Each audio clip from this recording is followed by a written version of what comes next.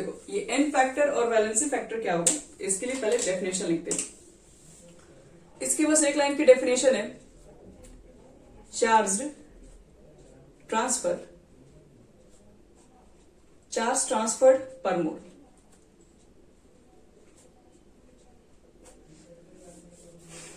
Charge transfer पर mole is called an factor, या उसको बोल सकते हैं वैलेंसी फैक्टर। कहोगे मतलब नहीं समझ में आया, अब एग्जांपल देके बता रहे हैं। जैसे मान लो कि मैग्नीशियम है और मैग्नीशियम से आपका कन्वर्ट हुआ ये मैग्नीशियम आयन में, तो मैग्नीशियम से मैग्नीशियम आयन बनने के लिए आपको कितने इलेक्ट्रॉन का, कितने चार्ज का ट्रांसफर करना पड़ा होगा, तो दो आप बोलेंगे, 2 इलेक्ट्रॉन का ना, तो 2 इलेक्ट्रॉन के बराबर चार्ज को ट्रांसफर करना पड़ा होगा, तभी आप मैग्नीशियम से मैग्नीशियम आयन में कन्वर्ट हुए होंगे। तो हम बोलेंगे यहाँ पर आपके पास कि बताओ कि मैग्नीशियम से मैग्नीशियम आयन बनने में उसका एन फैक्टर कितना यूज हुआ है, तो आप बोलेंगे सिर्फ 2। मैग्नीशियम से मैग्नीशियम आयन बनने के लिए मैग्नीशियम ने 2 इलेक्ट्रॉन के बराबर चार्ज का ट्रांसफर किया, इसलिए मैग्नीशियम का यहाँ पर क्या होगा, जो एन फैक्टर निकल के आएगा, या फिर उसको वैलेंसी फैक्टर बोलोगे वो 2 बोलोगे। ऐसे भी वैलेंसी फैक्टर नॉर्मली सबको मालूम है कि मैग्नीशियम की वैलेंसी 2 होती है। फिर यहां देखो, यहां से अगर मान लो आपके पास Cl2 है, सपोज Cl2 से हमको क्या बनाना है, Cl माइनस बनाना है, तो हम हमसे पूछेंगे कि Cl2 से Cl माइनस बनने के लिए इस कंडीशन में एन फैक्टर कितना यूज करना पड़ा होगा। पहले खुद से देखो, आपके पास Cl2 है, तो पहले तो ये 2Cl माइनस बनेगा, तो Cl2 से 2Cl माइनस, मतलब Cl माइनस का मतलब क्या है, एक Cl से Cl माइनस कब बन सकता है, जब उसने इलेक्ट्रॉन का क्या किया होगा, गेन किया होगा, तभी तो बन सकता है ना, क्योंकि Cl क्या होता है, न्यूट्रल हैवी है, एक इलेक्ट्रॉन गेन करेगा तो उसके ऊपर नेगेटिव चार्ज आ जाएगा। तो आप देखो यहाँ पर कि आपके पास Cl नहीं है, Cl2 है, और Cl2 से 2Cl माइनस बनने के लिए उसने कितने इलेक्ट्रॉन का गेन किया होगा, 2 यहाँ पर। तो आप इस रिएक्शन के अंदर बताएंगे कि Cl2 से 2Cl माइनस बनने के लिए आपने यहाँ पर 2 इलेक्ट्रॉन का गेन किया है, तो इसमें जो वैलेंसी फैक्टर आएगा वो 2 लिखेंगे इस रिएक्शन के थ्रू, या उसको एन फैक्टर बोलोगे, 2 बोलोगे। तो वैलेंसी फैक्टर या एन फैक्टर जो होता है वो चार्ज ट्रांसफर करने की वजह से होता है, यहाँ वहां चार्ज ट्रांसफर होगा, कभी चार्ज वो गेन हो सकता है, कभी लॉस हो सकता है, तो उसकी वजह से आपके पास जितने इलेक्ट्रॉन का एक रिएक्शन के अंदर ट्रांसफर ऑफ चार्ज होता है उसी को वैलेंसी फैक्टर कहते हैं। अब देखो इसको कैलकुलेशन कैसे करें, तो सिंपल से एग्जांपल दिए। अब बहुत सारे कंपाउंड में मुझे अगर एन फैक्टर को या फिर वैलेंसी फैक्टर को कैलकुलेट करना पड़े, हाँ बोलो बोलो, इसको देखो चार्ज ट्रांसफर बता रहे हैं पर मोल, यानी कि आपके पास याद रखना है कि चार्ज ट्रांसफर पर मोल का मतलब यही होता है कि यहां पर देखो तो मैग्नीशियम कितना दिख रहा है, 1 मोल है या 2 मोल है, हाँ तो याद रखना ये 1 मोल होना चाहिए। 1 मोल मैग्नीशियम से मैग्नीशियम आयन बनने के लिए आपने जितने इलेक्ट्रॉन के बराबर चार्ज को ट्रांसफर किया है, चार्ज का ट्रांसफर मतलब ये नहीं होता है कि सिर्फ उसमें से इलेक्ट्रॉन बाहर निकलना, इलेक्ट्रॉन गेन करना भी हो सकता है। ट्रांसफर का मतलब है कि लेना देना दोनों का यहाँ पर बात हो रहा है। तो यहाँ पर देखो तो 1 मोल मैग्नीशियम से मैग्नीशियम आयन बनने के लिए मुझे 2 मोल के बराबर इलेक्ट्रॉन के बराबर चार्ज को ट्रांसफर करना पड़ा। तो जितने इलेक्ट्रॉन लेन देन होते हैं एक मैग्नीशियम से मैग्नीशियम आयन बनने के लिए, तो वही हम लोग बोलेंगे कि यहाँ पर जो चार्ज ट्रांसफर हो रहा है वो 2 इलेक्ट्रॉन के बराबर चार्ज ट्रांसफर होगा। तो इसका मतलब है कि इसका जो एन फैक्टर होगा उसको 2 बोलेंगे। एन फैक्टर का मतलब यही होता है, एन फैक्टर बोलो चाहे वैलेंसी फैक्टर बोलो। कोई चीजें मान लो कि मेटल्स है तो मेटल्स से मेटल्स आयन में कन्वर्ट हो जाती है, क्योंकि मेटल्स की प्रॉपर्टी होती है इलेक्ट्रॉन को क्या करते हैं, लूज करते हैं, और लूज वो जितने करेंगी 1 मोल, आप बोल सकते हैं कि आपके पास 1 मोल जो मेटल्स होगा जितना इलेक्ट्रॉन को लूज करेगा वही उसके वैलेंसी फैक्टर होता है। जैसे हम लोग क्या बोलते हैं, सिंपल सोडियम का वैलेंसी क्या बोलते हैं, यहाँ पे 1 बोलते हैं। 1 क्यों बोलते हैं, 1 किस सेंस में, तो 1 किस सेंस में बोलते हैं हम लोग, क्योंकि सोडियम क्या करता है, सोडियम एक इलेक्ट्रॉन को लूज करता है, या फिर उसको ऐसे बोलते हो कि सोडियम के आउटर मोस्ट में 1 इलेक्ट्रॉन होता है 281, तो 1 इलेक्ट्रॉन को वो लूज करके अपना ऑक्टेट कंप्लीट कर लेता है, इसलिए उसकी वैलेंसी 1 है। तो जो भी आप तरीके समझते हैं वही बात यहाँ पर भी है। सोडियम ने क्या किया, सोडियम ने सोडियम आयन बनने के लिए क्या किया है, 1 इलेक्ट्रॉन के बराबर चार्ज को ट्रांसफर किया हुआ है। तो वही आपसे पूछा जाए कि बताओ कि इसका कितना हुआ एन फैक्टर, या फिर सोडियम का क्या होगा वैलेंसी फैक्टर, तो आप 1 बोलेंगे। ठीक है, एक मेटल के केस में क्या बोलेंगे, चार्ज जो आपका ट्रांसफर होगा उसको क्या बोलेंगे, चार्ज ट्रांसफर होगा वो हमेशा एक तरीके से कहोगे तो उससे बाहर ही निकलेगा। लेकिन एक नॉन मेटल होगा, जैसे क्लोरीन यहाँ पर एक नॉन मेटल की तरह काम कर रहा है, तो नॉन इलेक्ट्रॉन तो अपना इलेक्ट्रॉन को गेन कर रहे होते हैं। तो इस केस में देखेंगे कितने इलेक्ट्रॉन को गेन करके ये क्या कर रहा है, स्टेबल हो रहा है। तो यहाँ पर 2 इलेक्ट्रॉन को गेन किया जा रहा है। और ये भी ध्यान रखना एक चीज यह पर मोल होना चाहिए। यहाँ पर भी 1 मोल है, यहाँ पर भी 1 मोल है। अगर ये 2 मोल रहेगा तब उसको वैलेंसी फैक्टर वहां पे 2 नहीं होगा, वहां पे उसको वैलेंसी फैक्टर नहीं बोल सकते हैं। जब तक इसको 1 मोल में कन्वर्ट नहीं करें, जैसे मान लो कि यहाँ पर 2 मोल यहाँ पर रहता, जैसे उसको ऐसे भी समझ सकते हो। मान लो 2 मोल Cl2, तो 2 मोल Cl2 से बताओ कि Cl माइनस आयन अगर बना होगा तो यहां पर बताओ तो कितना लेना पड़ा होगा आपके पास, 4 इलेक्ट्रॉन को लेना पड़ा होगा और 4 Cl माइनस बनेगा। तो यहां पर आप कितना बोलेंगे देख के, एन फैक्टर 4। लेकिन ये एन फैक्टर ये गलत है, क्योंकि वहां पर आपको बताया गया है कि पर मोल ये 1 मोल होना चाहिए, यहाँ पर तो 2 मोल है, तो पर मोल पे निकालो। 2 क्लोरीन मॉलिक्यूल्स क्या किया, 4 इलेक्ट्रॉन को लेकर 4 Cl माइनस बनाया, तो 1 क्लोरीन मॉलिक्यूल्स का क्या होगा, तो 2 मॉलिक्यूल 4 को लिया तो 1 क्लोरीन 2 मॉलिक्यूल को 2 इलेक्ट्रॉन को गेन करेगा। तो इसलिए आपको पर मोल पे चेक करना है। एक तो आपके पास जो भी चीजें पूछा जाएगा उसको 1 मोल पे निकालना है। दूसरी बात, 1 मोल आपके पास इलेक्ट्रॉन को जो ट्रांसफर होगा, जो लूज होगा, जो गेन होगा, जो भी होगा उस रिएक्शन के अंदर, उसी को उसको वैलेंसी फैक्टर कहते हैं। और मैं देखो सिंपल तरीका और बता रहे, जैसे आप अलग अलग मेटल का देखोगे, एलिमेंट्स का देखोगे, आयंस का देखोगे, एसिड का देखोगे, बेस का देखोगे, सॉल्ट का देखोगे, समझ में आ जाएगा कैसे निकाला जाता है। यानी कि अगर हमारे पास एक मेटल्स होगा तो मेटल से मेटल्स आयन बनेगा, क्योंकि इलेक्ट्रॉन को क्या करेगा, लूज करेगा।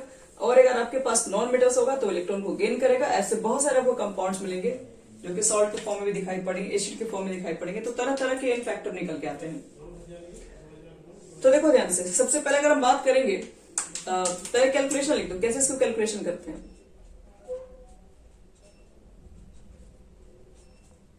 Calculation of N factor. सबसे पहला बता रहे हैं ए में आयंस के लिए। अगर सपोज करो कि आपके पास कोई आयंस है, मान लो रिएक्शन ये आपके पास एक सिंपल आयन ही दिया हुआ है। जैसे एक एग्जांपल ले लेते हैं, अगर आयन कभी भी कंडीशन दिया है, पहले उसको नेम बता रहे हैं, उसको एन फैक्टर को कैलकुलेट करने के लिए हम क्या करते हैं, उसके चार्ज का मैग्नीट्यूड निकाल देते हैं बस। मतलब जैसे मान लो कि आपके पास अगर सोडियम आयन है, आपसे पूछा जाए कि सोडियम आयन का एन फैक्टर बताइए कितना होगा, आपको क्या करना है, कोई भी अगर आयन होगा, आयन का अगर एन फैक्टर निकालना है तो चार्ज उसका देख लो कितना है और उसका मैग्नीट्यूड, यानी कि नेगेटिव है तो पॉजिटिव बोलो, पॉजिटिव है तो पॉजिटिव बोलो। तो सोडियम का क्या बोलना चाहिए, एन फैक्टर कितना होगा, पुट कर दो यहाँ पे, चार्ज 1 है, एन फैक्टर 1 बोलेंगे। देखो मैग्नीशियम का क्या होगा एन फैक्टर, कितना चार्ज होगा। अभी ऐसे समझिए कि मैग्नीशियम आयन कैसे बना होगा, तो मैग्नीशियम आयन बनने के लिए मैग्नीशियम ने 2 इलेक्ट्रॉन को लूज किया होगा, तब जाके मैग्नीशियम, तो इसका मतलब है 2 इलेक्ट्रॉन के बराबर चार्ज का ट्रांसफर किया होगा। अगर आपके पास एल्यूमिनियम होगा तो एन फैक्टर वहां पे कितना पुट कर देना। अब देखो क्लोरीन माइनस आयन है, क्लोराइड आयन है, तो इस कंडीशन में एन फैक्टर कितना इसका हो जाएगा,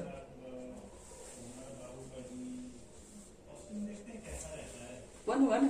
आप यहाँ निगेटिव भी चार्ज पुट कर दोगे तो मॉड के बाहर निकालोगे तो पॉजिटिव हो जाएगा। एन फैक्टर तो एक नंबर को बताता है, चाहे पॉजिटिव हो निगेटिव हो, उससे क्या मतलब इसको।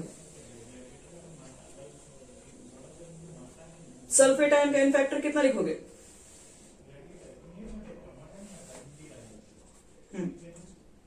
नहीं सल्फेट आयन ये पूरा ऐसे 4p2 माइनस आयन है, ये किसी एक एटम पे नहीं है। अगर फॉस्फेट आयन आपके पास है तो एन फैक्टर कितना लिखा जाए इसके लिए, 3 माइनस है, 3 बोल दो, सिंपल। यानी कि अगर आपके पास कोई आयंस है तो उसके लिए सबसे अच्छा एन फैक्टर निकालने का तरीका है, उसके ऊपर जितना आपको आयन दिखाई पड़ रहा है बस उसी का पॉजिटिव वैल्यू लिख दो, उसको बोलते हैं एन फैक्टर। और देखो अगर मान लो मेरे पास कोई जरूरत नहीं है कि सारे क्वेश्चन में आयन ही मिलेंगे, आपके पास सॉल्ट्स भी मिल सकते हैं। देखो अब सॉल्ट के लिए एन फैक्टर कैसे कैलकुलेट करते हैं, इसको मिटा रहे बच्चे लोग।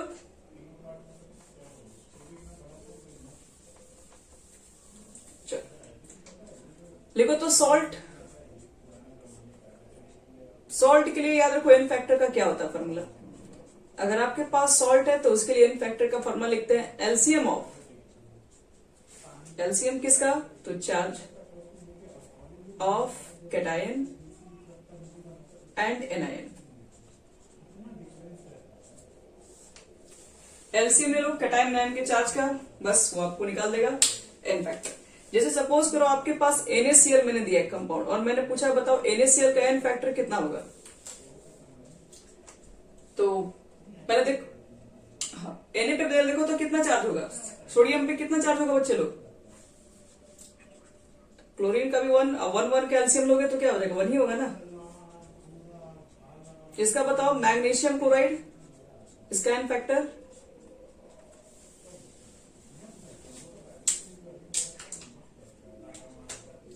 हाँ, मैग्नीशियम का चार्ज बताइए।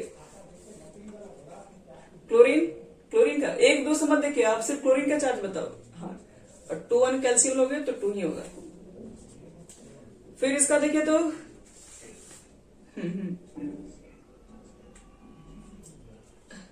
हाँ, Cl2 आपके पास है, लेकिन न्यूट्रल भी तो 2 माइनस है, 2 प्लस भी तो इसके अंदर है। तो अगर आपसे कहा जाए कि दोनों पे एक तरफ चेक करोगे तो चार्ज तो बैलेंस ही है दोनों में। ये सॉल्ट्स है, ठीक है, तो सॉल्ट्स के अंदर चार्ज हमेशा बैलेंस मिलेगा आपको। चार्ज बैलेंस मिलेगा तो इसका मतलब है कि 2 प्लस है, तो यहाँ पर आपके पास 2 माइनस है। लेकिन अगर आप चेक करोगे ऐसे तो यहाँ पर देखो -1 तो लिखोगे इसके ऊपर ही, 2 क्लोरीन है, इसकी वजह से आप -2 चार्ज है। तो पर क्लोरीन पे तो चार्ज एक ही निकलेगा ना तुम्हारा, एक क्लोरीन के लिए एक निकलेगा। तो आपको सिर्फ एक ही एटम के ऊपर बात करना। आप कैटायन देख लो और उसमें एनायन कौन सा है, कैटायन मैग्नीशियम है, एनायन क्लोरीन है, कितने नंबर है उससे क्या मतलब। मान लो कि यहाँ पे 3 क्लोरीन है, यहाँ पे 3 क्लोरीन है, लेकिन पर क्लोरीन पे तो चार्ज एक ही निकल के आएगा ना। एक और क्वेश्चन देखिए यहाँ पे, Al2SO4 का होल थ्राइस। इसमें थोड़ा सोच समझ के बताना एन फैक्टर कितना होगा।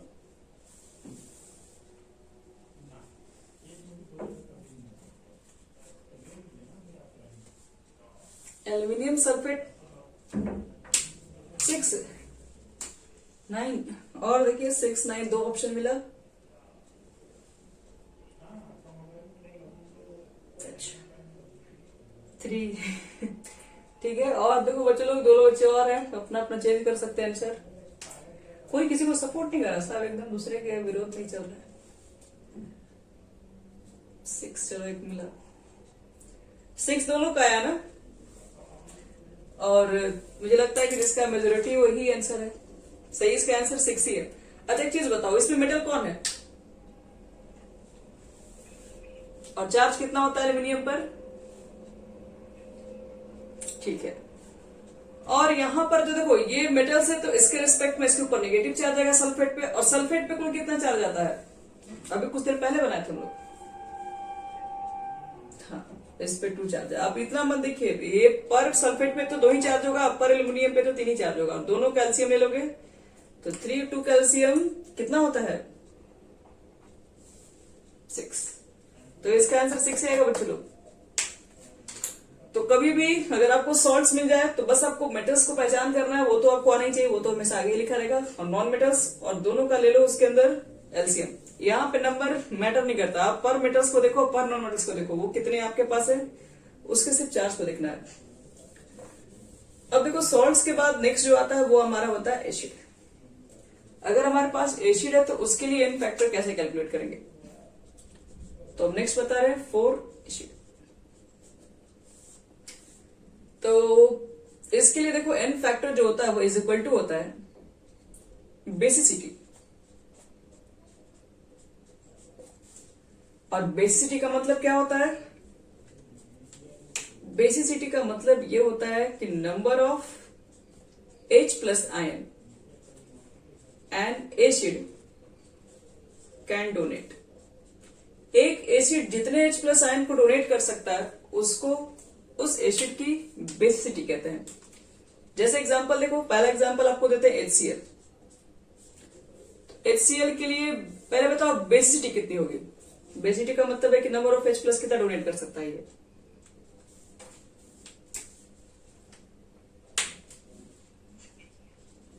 हाँ बस इतना टाइम थोड़ा लगेगा। H प्लस Cl है तो इसमें एक ही H दिख रहा है तो एक ही डोनेट कर सकता है, तो इसकी बेसिसिटी 1 होगी, और जितनी बेसिसिटी होती है उसी को तो बोलते हैं एन फैक्टर। अगर मान लो H2SO4 है बच्चे लोग, तो इसके लिए क्या आंसर लिखोगे, और HNO3। चलिए ये तो मान लो हर बच्चा बता देता है, लेकिन आप जो क्वेश्चन देंगे वो बताइएगा। इसको मिटा रहे हैं, नेक्स्ट जो हमारा एसिड है इसका नाम है फॉस्फोरस एसिड। अब हम फॉस्फोरस के एसिड आपको देने जा रहे हैं। आप मुझे बताइएगा कि उसमें एन फैक्टर कितना है।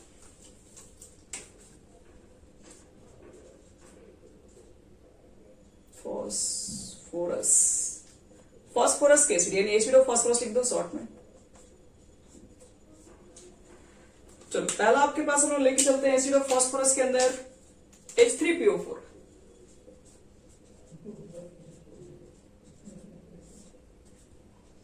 सेकेंड जो लेते हैं ये फॉस्फोरिक एसिड होता है H3PO3 फॉस्फोरस एसिड H3PO2। देखो ये तीनों के तीनों फॉस्फोरस के एसिड है। अब आपसे पूछा जाए कि बताओ कि इसकी बेसिसिटी कितनी होगी, तो क्या बोलोगे इसको?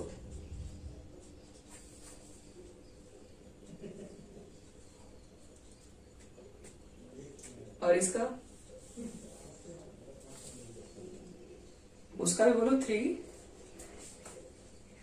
और लास्ट वाले का आपके पास कोई ऑप्शन है ही नहीं। अब 3 के अलावा कुछ बोल ही नहीं सकते हैं। अगर आप 3 के अलावा कुछ और बोल दीजिएगा तो हम तो क्वेश्चन पूछ देंगे क्यों। तो इसलिए आप लोग के पास एक ही ऑप्शन है, सबका आंसर बोलिएगा 3 3 3, क्योंकि सब में रीजन ही है, डेफिनेशन है कि जितने आपको दिखाई पड़ेंगे एसिड के अंदर एच आप वही बोलिएगा। लेकिन ये देखिए ये फॉस्फोरस है, वो कोई स्ट्रॉन्ग एसिड नहीं है। स्ट्रॉन्ग एसिड तो सारे H+ को डोनेट करता है, लेकिन ये फॉस्फोरस तो कोई इतना हाईली इलेक्ट्रोनेगेटिव एलिमेंट्स है नहीं। तो देखो पहले आप समझो, ये वाला बहुत बार क्वेश्चन एग्जाम में पूछा गया है। कोई भी उठा के पूछ सकता है कि बताओ कि इसकी बेसिसिटी कितनी होगी, और बता रहे बहुत बार क्वेश्चन ऐसा किया भी गया है। बेसिसिटी देखो कैसे निकालते हैं ये फॉस्फोरस के एसिड का। सबसे पहले पी लिख दो, आपको आसान तरीका बता रहे हैं।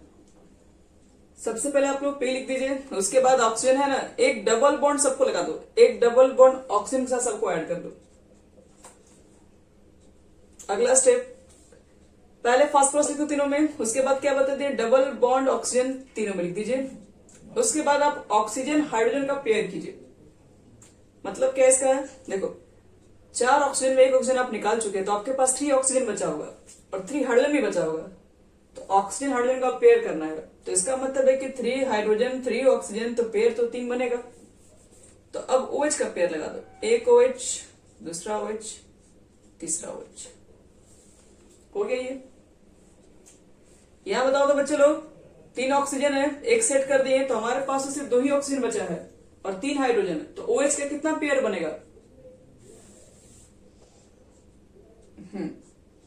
2 OH का पेयर बचा और एक H आपका सिंगल बच गया। चलिए इसमें देखो, तो एक ऑक्सीजन आपने यहां ऑलरेडी लगा दिया। आपके पास H3PO2 था।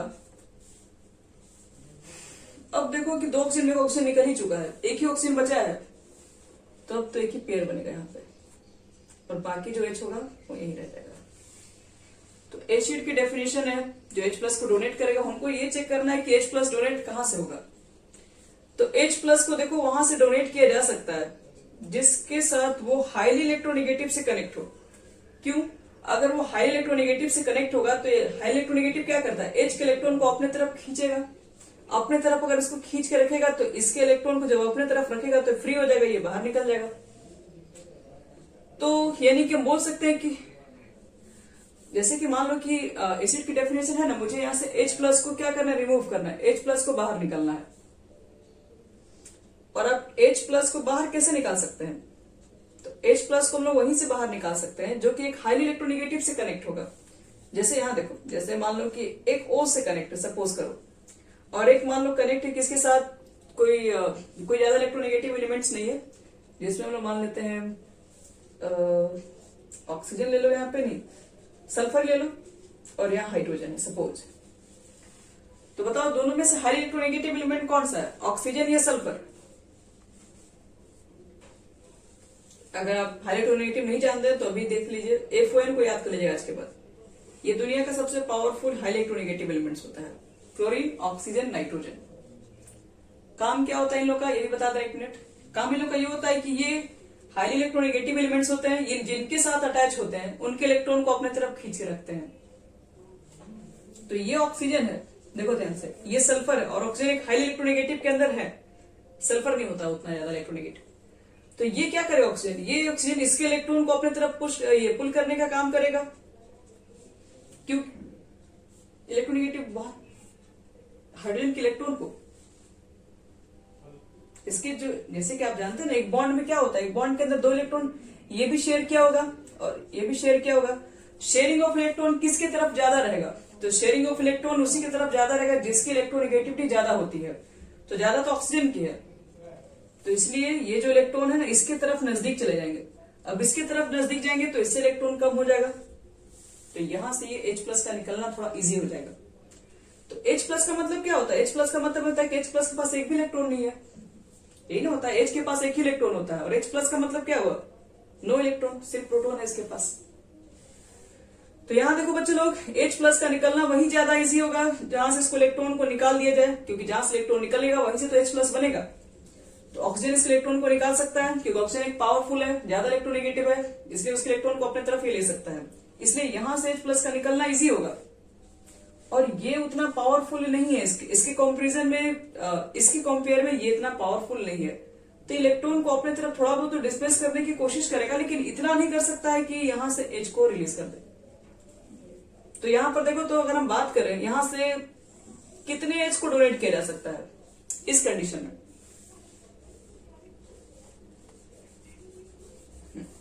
क्योंकि देखो ये जो तीनों हाइड्रोजन है ये तो ऑक्सीजन के साथ कनेक्टेड है, और ऑक्सीजन एक हाई इलेक्ट्रोनेगेटिव है, तो तीनों H को यहां से डोनेट कर सकता है। तो इसलिए इसकी जो बेसिसिटी होगी तो वो कितनी होगी? 3। तो N फैक्टर बेस का 3 बोलेंगे हम लोग। इसका चेक करो,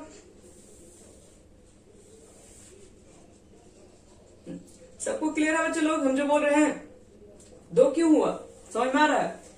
ये जो H है किससे कनेक्ट है? फास्फोरस से। फास्फोरस उतना कुछ खास इलेक्ट्रोनेगेटिव नहीं है, तो इसके इलेक्ट्रॉन को ज्यादा अपने तरफ ले नहीं पाएगा, और यहां से H+ निकल नहीं पाएगा। H+ तो वही से ज्यादा निकल पाएगा जब हाइड्रोजन के पूरे इलेक्ट्रॉन अपने तरफ ले लिए जाए और H को बिना इलेक्ट्रॉन का कर दिया जाए। तो इसकी बेसिटी देखोगे तो सिर्फ 2 निकल के आएगी बस, यानी N फैक्टर भी 2 होगा। इसमें चेक कर लो कितना होगा, बेसिटी यहां पर 1 हो जाएगा, और इसका जो N फैक्टर आएगा वो आपके पास 1 ही होगा। तो ये हमारा था एसिड, और ये थोड़ा ज्यादा इंपॉर्टेंट इसलिए था क्योंकि यहाँ पर देखने से तो लग रहा है कि सब में इसके नंबर सेम है, तो फिर आंसर भी सबको ही 3 मार सकता है, लेकिन एक्चुअल में होता नहीं है, बेसिटी यहाँ पर अलग अलग दिखाई पड़ती है। तो ये था एसिड के लिए N फैक्टर को कैसे कैलकुलेट करें। एक तो सिंपल रहेगा H वाला क्वेश्चन, तो आप आराम से बता दोगे। H वाला क्वेश्चन का आपसे ये कोई पूछेगा, ये सोल्यूशन में नहीं मिलेगा पढ़ने के लिए, ये नॉर्मल तरीके से बताएं, जैसे MCQ टाइप के हुए क्वेश्चन आते रहते एग्जाम में, तो इसका कंसिडर कर सकते हैं।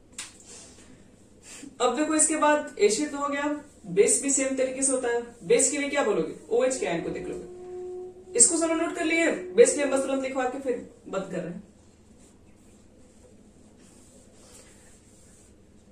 ओके ठीक है। तो अब हम मेन फैक्टर आपको बता लिए, बस बेस के लिए बता देंगे, उसके बाद खत्म करते हैं।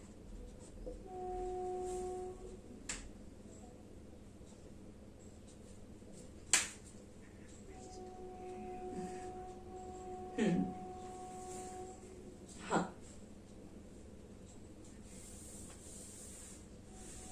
ये तो H+ निकलेगा, ये तो H निकलेगा ही नहीं, आपको बता दी रहा है। H तो वही निकाला जा सकता है जहां से इलेक्ट्रॉन अपने तरफ खींचा जा सकता है। H+ का मतलब एक भी इलेक्ट्रॉन का नहीं, मतलब फास्फोरस उतना पावरफुल इलेक्ट्रोनेगेटिव नहीं है, उसके इलेक्ट्रॉन को इतना नहीं ले पाएगा अपने तरफ।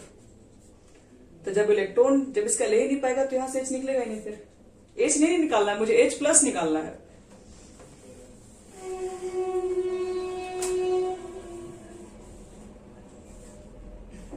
और भी केसेस में, बोरिक एसिड के भी केसेस में, लेकिन इससे भी डिफरेंट है वो। तो आपको जब हम इनऑर्गेनिक केमिस्ट्री पढ़ाएंगे तो वहां पे वो डिटेल बताएंगे, अभी इसकी जरूरत हमें ज्यादा नहीं, बस आपको जब पढ़ा रहे हैं फैक्टर तो थोड़ा बहुत बता दे, एक आइडिया दे दे रहे हैं कि अब सारे एसिड को देख के आप तुरंत इन फैक्टर डिसाइड मत कर लीजिएगा कि यही होगा। देखो अगर आप मान लो तुम्हारे पास अगर बेस है, तो बेस के इसके लिए इन फैक्टर देखो कैसे निकालते हैं। तो जिस तरीके से आप बोल रहे हैं कि एसिड के लिए जो N फैक्टर है वो इज इक्वल टू कितना हो रहा है, वो बेसिटी के इक्वल हो जा रहा है। तो बेस के लिए क्या लिख देना, एसिडिटी। और एसिडिटी का मतलब क्या होता है, एसिडिटी का यहाँ कुछ और मतलब है, number of OH minus ion A base can donate. ठीक है, एक बेस जितने OH माइनस आयन को डोनेट करता हूं।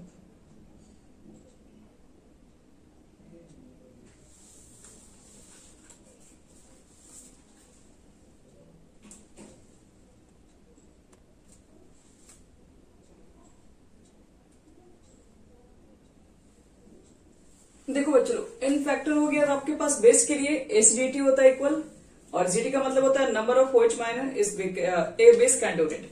एक बेस जितना OH माइनस को डोनेट कर सकता है उसकी वो एन फैक्टर कहलाती है। जैसे देखो KOH, NaOH, MgOH का होल ट्वाइस, इसके लिए क्या लिखोगे एन फैक्टर? ये कितना OH को डोनेट कर, NaOH के लिए क्या पुट कीजिएगा? MgOH का होल ट्वाइस, बस खत्म। बेस के लिए कोई ज्यादा टेंशन नहीं है, बेस इजी है सर।